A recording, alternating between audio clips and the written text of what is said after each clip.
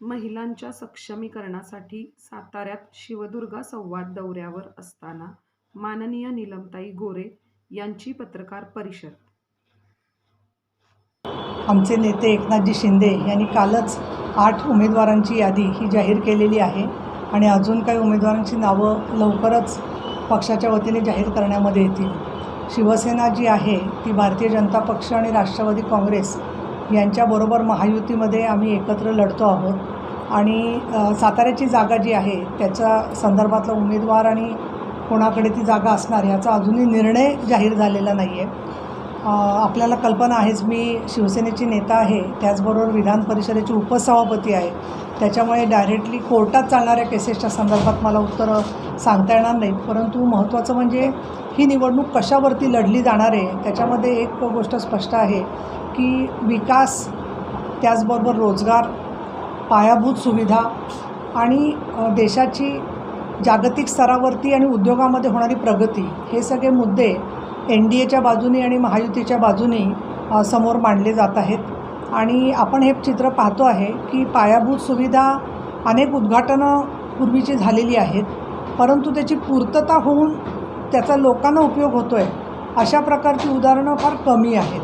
आणि त्यामध्ये 2014ला आणि 2019ला सन्माननीय पंतप्रधान नरेंद्रजी मोदी यांनी सूत्र सगळी हातात घेतल्यावरती आणि नितीनजी गडकरी हे दळणवळण मंत्री म्हणून काम करत असताना ज्या प्रकाराने एकनाथजी शिंदे, देवेंद्र फडणवीस आणि अजित पवार यांनी कार्य केलेलं आहे ते पाहिल्यावर गेल्या 2 वर्षामध्ये अनेक मुद्द्यांना चालना मिळालेली दिसते आहे. सन्माननीय शंभूराजे देसाई या जिल्ह्यामधले आमचे प्रतिनिधी आहेत, मंत्री महोदय आहेत.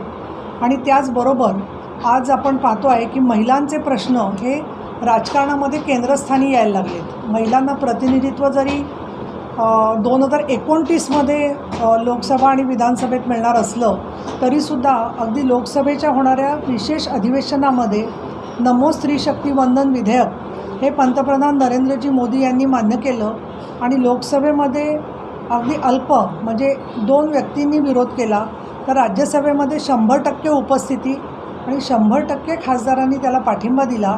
हा फरक गेल्या 25 वर्षामध्ये झालेला आहे की जे विधेयक पूर्वी फाडून टाकलं जात होतं, ज्याचे तुकडे करून टाकले जात होते, जे विधेयक आल्यावर गुपचूप इंटरनेटवरून द्यावं लागत होतं, तर त्या महिलांच्या सक्षमीकरणाच्या प्रश्नावर केंद्र सरकार आणि राज्य सरकारने स्वतःची इच्छाशक्ती उभी केली आहे, हे चित्र आपल्याला दिसतं आहे. 1996 साली लोकसभेमध्ये हे विधेयक देण्यात आलं होतं. योगायोगाने 12 सप्टेंबर माझा वाढदिवस, त्या दिवशी हे विधेयक इंट्रोड्यूस झालं होतं. पण त्याच्यानंतर 2014मध्ये ते रद्द झालं लोकसभा संपल्यानंतर. आणि जवळजवळ 96 ते 2014पर्यंत काँग्रेसला UPAमध्ये 2006 नंतर सतत बहुमत होतं 2 टर्ममध्ये, परंतु त्यांनी ती इच्छाशक्ती दाखवली नाही की जी इच्छाशक्ती दाखवत असताना या विधेयकात असं म्हटलेलं आहे, स्पष्टपणाने नमूद केलेलं आहे की स्त्रियांनी आरक्षण मिळाल्यावर जे काम चांगलं स्थानिक स्वराज्य संस्थात करून दाखवलं, महिलांचा धोरणामध्ये सहभाग असला पाहिजे आणि सबका साथ सबका विकास या भूमिकेतून मोदी साहेबांनी जे काम केलं त्याच्यामुळे 2014पर्यंत महिला मतदारांचा जो कल काही प्रमाणात काँग्रेसकडे दिसायचा, तो 2019च्या निवडणुकांमध्ये महिला मतदारांनी मोठ्या प्रमाणात NDAला मतदान केलेलं आपल्याला दिसून येते. परंतु आज स्त्रिया बचत गटाच्या माध्यमातून चांगलं काम करत आहेत.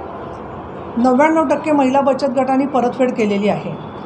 बचत गटांची परतफेड न करता पळून गेलेली एकही महिला परदेशात दिसली नाही आम्हाला तरी, जसे मोठमोठे टायकून्स आपल्याला दिसतात तसे. आणि म्हणून स्त्रियांची पत बँकांमध्ये वाढल्यामुळे महिला बचत गटांना निधी देण्यासाठी बँकासुद्धा उत्सुक आहे. तर या पार्श्वभूमीवरती आमची माननीय एकनाथजी शिंदे यांनी शिवदुर्गा मोहीम हाती घ्या असं आम्हाला सुचवलं होतं. त्यानुसार आमचा मुंबईत कार्यक्रम झाला. आज आम्ही पदाधिकाऱ्यांना बोलावलेलं आहे आणि त्यांना 5 प्रश्नांवरती चर्चा करायला सांगितली. आमचा हेतू हा आहे की त्यांचं मन आमच्यापर्यंत पोचावं आणि त्यांनासुद्धा कामाच्यामध्ये अधिक सुलभपणाने न्याय मिळवून घेता यावा. आता या सगळ्या मुद्द्यांच्या बरोबर राजकारणामध्ये प्रचंड धुरळा उडतो आहे, मनभेद झालेले आहेत. त्याचबरोबर आघाड्या आणि युती यांचं वातावरण स्थिर व्हायला थोडंसं अजून वेळ लागेल असं मला वाटतं आहे, कारण विड्रॉल्स अजून व्हायची आहेत. त्यामुळे तोपर्यंत कुठल्याही उमेदवार शेवटपर्यंत कोण टिकतील किंवा नाही याच्याबद्दल आपल्याला महाराष्ट्रामध्ये खूप मोठे धक्के पचवायची सवय आहे. त्याच्यामुळे आम्हाला असं वाटतं की या सगळ्या मुद्द्यांवर बोलत असताना महिला मतदारांच्या काय अपेक्षा आहेत या दृष्टिकोनातून महिला सक्षमीकरण मोहीम शिवसेना महिला आघाडीने हाती घेतलेली आहे. ठिकठिकाणी बोलत असताना अंमलबजावणी नीट झाली पाहिजे, कारण महिला सुरक्षेचा प्रश्न गंभीर आहे. अनेक ठिकाणी आपल्याला चित्र दिसते, मुलींच्या अपहरणाच्या केसेस झालेल्या आहेत. पण एक आकडेवारी अशी आहे की 80% यातल्या मुलींना पोलिसांनी परत त्यांच्या गावी पोचवलेलं आहे.